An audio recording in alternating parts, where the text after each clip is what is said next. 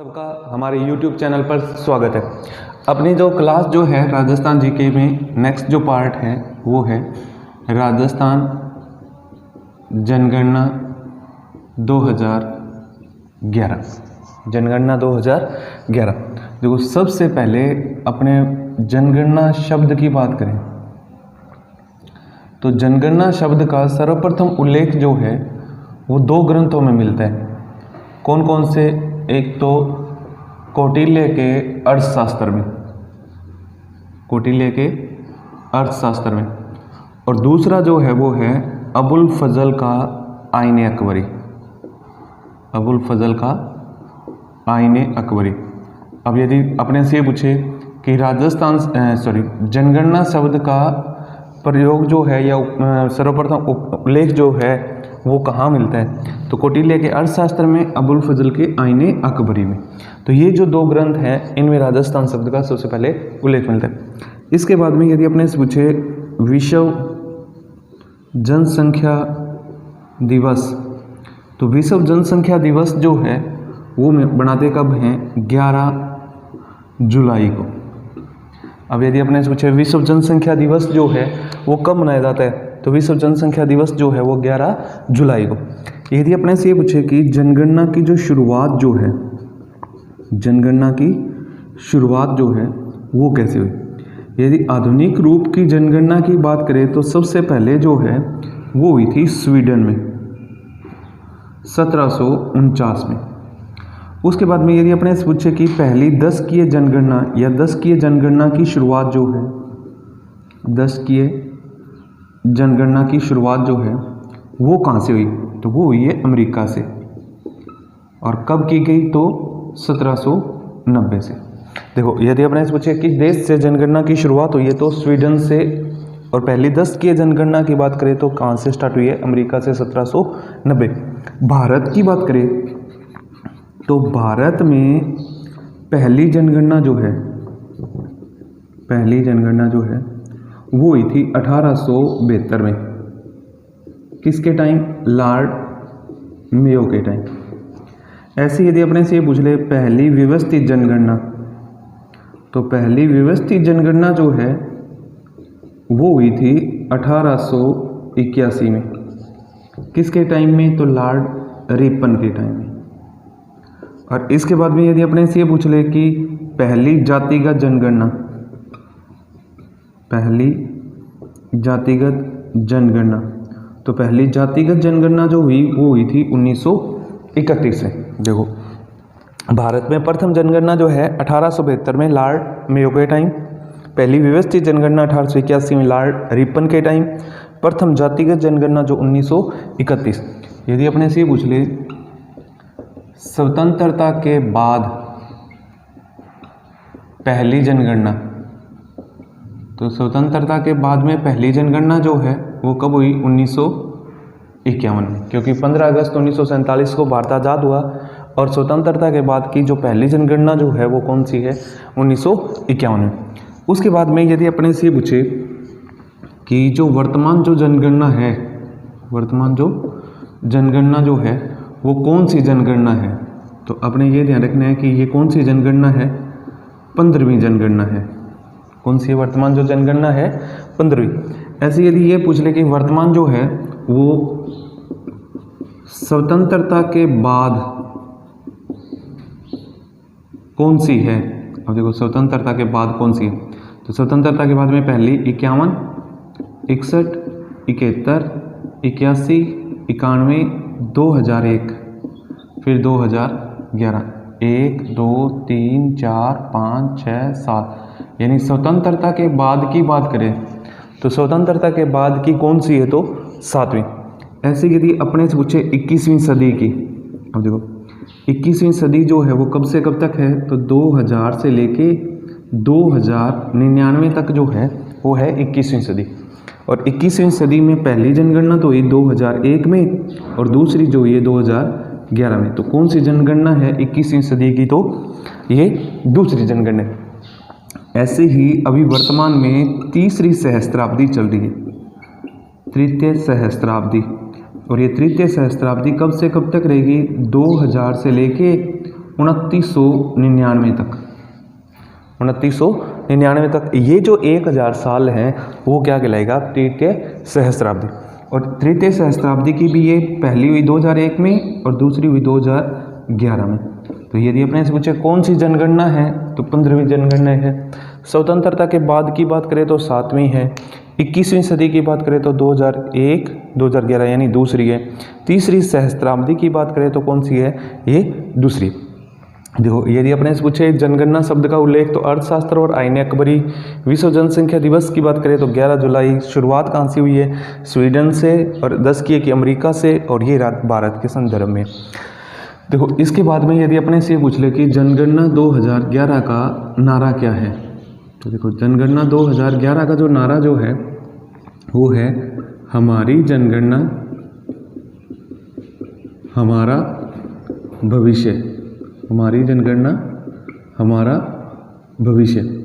ऐसे यदि अपने से पूछ ले जनगणना 2011 की थीम क्या है, तो census of the state for the state और बाय द स्टेट। जैसे वो डेमोक्रेसी की जो परिभाषा है वो ही यहाँ थीम है, census of the state for the state by the state. ऐसे यदि अपने से पूछ ले जनगणना 2011 के ब्रांड एम्बेसडर कौन हैं, तो ब्रांड एम्बेसडर जो हैं वो हैं एक तो सचिन तेंदुलकर और दूसरे जो है वो है प्रियंका चोपड़ा। देखो, यदि अपने से पूछे कि जनगणना 2011 का नारा क्या है, तो हमारी जनगणना हमारा भविष्य। थीम की बात करें तो census of the state for the state by the state. Brand ambassador की बात करें तो ब्रांड एम्बेसडर कौन है? सचिन तेंदुलकर और प्रियंका चोपड़ा। ऐसे ही यदि अपने से पूछे कि 03, तो ये 03 क्या है? एक कोड है जो भारत की जनसंख्या में किन के लिए यूज किया गया? किन्नरों के लिए, किन्नरों को शामिल किया गया। और भारत पहला देश है जिसने अपनी जनगणना में किन्नरों को शामिल किया। तो देखो, जनगणना का नारा की बात करें तो हमारी जनगणना हमारा भविष्य। थीम की बात करें तो census of the state for the state by the state. Brand ambassador की बात करें तो सचिन तेंदुलकर और प्रियंका चोपड़ा। 03 की बात करें तो 03 क्या है? एक कोड है, किन्नरों को शामिल किया गया। ऐसे ही जनगणना 2011 का जो लोगो है इस टाइप से है, यहाँ लिखा हुआ है सेंसस ऑफ इंडिया 2011, भारत की जनगणना 2011। यदि अपने से पूछे कि ये लोगो जो है वो किसने तैयार किया है, तो श्री पिंडार बिंदा रथ। यदि अपने से पूछे ये लोगो जो है वो डिज़ाइन किसने की है, तो श्री पिंडार बिंदा रथ ने। देखो, जनगणना जो है 1881 की जनगणना के बाद प्रति 10 वर्ष बाद जनगणना की शुरुआत की गई। अब यदि अपने से पूछे 10 वर्ष बाद, यानी जनगणना कितने साल बाद होती है? 10 साल बाद होती है। कौन करवाता है? तो केंद्र सरकार करवाती है। और केंद्र सरकार का भी डिपार्टमेंट जो है वो है जनगणना विभाग। जनगणना विभाग जो क्या करवाता है? जनगणना जो है वो करवाता है। अब यदि अपने पूछे जनगणना 2011 जो है वो किसके निर्देशन में हुई, तो सी चंद्रमौली के निर्देशन में हुई थी। सी चंद्रमौली के निर्देशन में संपन्न हुई। अब देखो, यदि अपने सोचा जनगणना 2011 जो है वो किसके निर्देशन में हुई थी, तो सी चंद्रमौली के निर्देशन में। और यदि अपने से ये पूछे कि इस पे कुल खर्च कितना आया जनगणना पे, तो कुल खर्च जो था वो था 2200 करोड़ रुपए। और प्रति व्यक्ति की बात करें तो प्रति व्यक्ति जो है वो पड़ा था 18 रुपये 19 पैसे, यानी 18.19 रुपये जो है वो प्रति व्यक्ति खर्च बैठा था। कुल खर्च की बात करें तो 2200 करोड़ रुपए का खर्च बैठा। प्रति व्यक्ति खर्च की बात करें तो 18 रुपये 19 पैसे जो है वो क्या रहा था? प्रति व्यक्ति खर्च रहा था। अब देखो, जनगणना की बात करें तो कितने साल बाद होती है? 10 साल बाद। कौन करवाता है? केंद्र सरकार। और केंद्र सरकार का भी कौन सा डिपार्टमेंट है? जनगणना विभाग। जनगणना 2011 जो है वो किसके निर्देशन में हुई थी? सी चंद्रमौली के निर्देशन में हुई। और कुल खर्च की बात करें तो कुल खर्च जो है वो है 2200 करोड़, और प्रति व्यक्ति की बात करें तो 18 रुपये 19 पैसे जो है वो क्या रहा था, प्रति व्यक्ति खर्च रहा।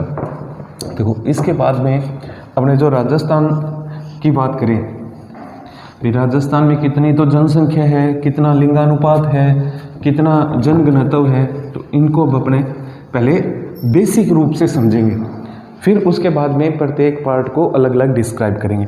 तो पहले जैसे अपने इंट्रोडक्शन की क्लास है, इसलिए अपने को क्या बातें ध्यान रखनी है, ये इतनी तो बेसिक बात है जो अपने को आनी चाहिए।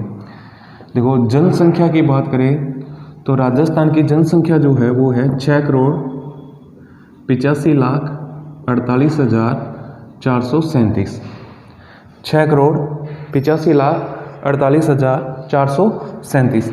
ऐसे ही राजस्थान के जनघनत्व की बात करें तो राजस्थान का जनघनत्व जो है वो है 200, यानी 1 वर्ग किलोमीटर में कितने व्यक्ति रहते हैं, 200। ऐसे ही यदि अपने पूछे लिंगानुपात, तो राजस्थान का लिंगानुपात जो है वो है 928। देखो यदि अपने पूछे जनसंख्या कितनी है तो 6,85,48,437। जनघनत्व की बात करें तो जनघनत्व कितने हैं, 200। लिंगानुपात की बात करें तो लिंगानुपात कितने हैं, 928। उसके बाद में यदि अपने पूछे जनसंख्या वृद्धि दर, जनसंख्या वृद्धि दर, तो जनसंख्या वृद्धि दर जो है वो है 21.31%, यानी 21.31%। उसके बाद में यदि अपने से ये पूछे कि साक्षरता दर क्या है, लिटरेसी रेट क्या है, साक्षरता दर राजस्थान का, तो राजस्थान की साक्षरता जो है वो है 66.1%। यदि अपने से ऐसे ये पूछ ले महिला साक्षरता, तो महिला साक्षरता जो है राजस्थान की वो है 52.1%। और यदि अपने से ये पूछ ले पुरुष साक्षरता, तो पुरुष साक्षरता जो है वो कितनी है, तो 79.2%। देखो बेसिक है, इसलिए अपने को ये इतनी बात पहले बेसिक इस चैप्टर में हो रही है। उसके बाद में ये प्रत्येक फोल्डर जो है अपने नेक्स्ट क्लास में इसको क्लियर करेंगे। तो जनसंख्या जो है 6,85,00,000। अब सबसे ज़्यादा कहाँ पे है, तो सबसे ज़्यादा है जयपुर में। सबसे कम की बात करें तो सबसे कम कहाँ है, जैसलमेर। बस अभी पहले अपने इस क्लास में एक एक जो है वो अपने को पता होना चाहिए। जनघनत्व की बात करें तो जनघनत्व सबसे ज़्यादा जो है वो है जयपुर में, और सबसे कम की बात करें तो सबसे कम जो है वो कहाँ है, जैसलमेर में। ऐसे ही लिंगानुपात की बात करें तो लिंगानुपात सबसे ज़्यादा जो है वो है डूंगरपुर का। और उसके बाद में यदि अपने से पूछे कम कहाँ है, तो कम जो है वो कहाँ है, धौलपुर में। उसके बाद में जनसंख्या वृद्धि दर की बात करें तो 21.31%। सबसे ज़्यादा की बात करें तो सबसे ज़्यादा है बाड़मेर में, और सबसे कम की बात करें तो सबसे कम जो है वो है श्री गंगानगर की।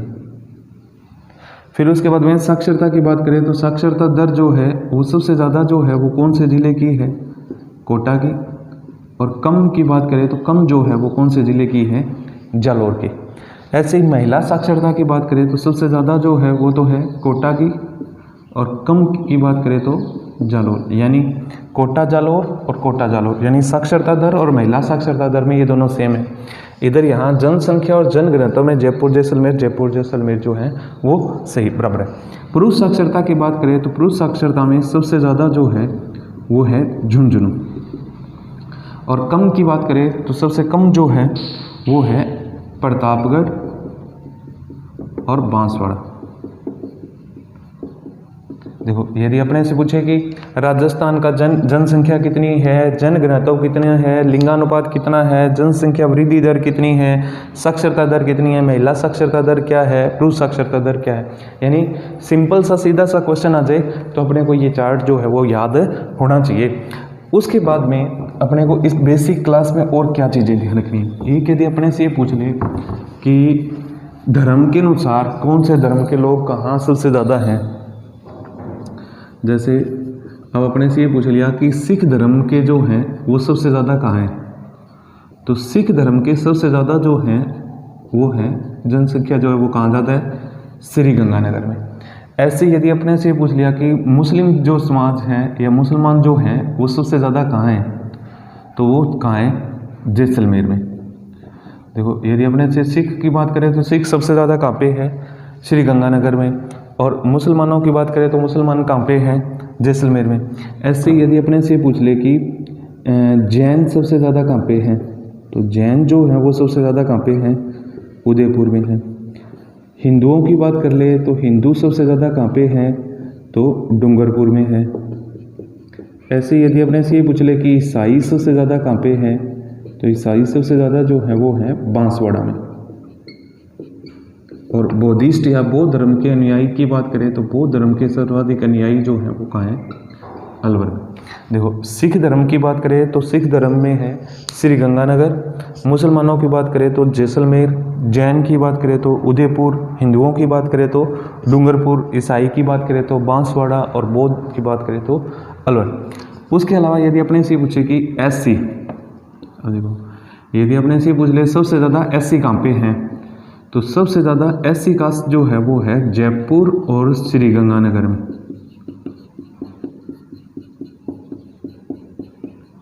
देखो यदि अपने पूछे कि एससी कास्ट सबसे ज़्यादा कहाँ पे है, तो सबसे ज़्यादा कहाँ पे है, जयपुर और श्री गंगानगर में। और यदि अपने से पूछ लिया कि एससी सबसे कम कहाँ है, तो एससी जो सबसे कम है वो है डूंगरपुर और बांसवाड़ा क्षेत्र में। फिर उसके बाद में यदि अपने पूछे एसटी, तो एसटी सबसे ज़्यादा कहाँ पे है, तो उदयपुर और बांसवाड़ा क्षेत्र में। उदयपुर और बांसवाड़ा में।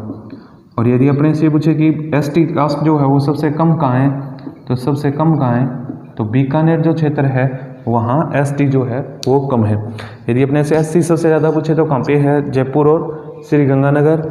और डूंगरपुर बांसवाड़ा में क्या है, सबसे कम है।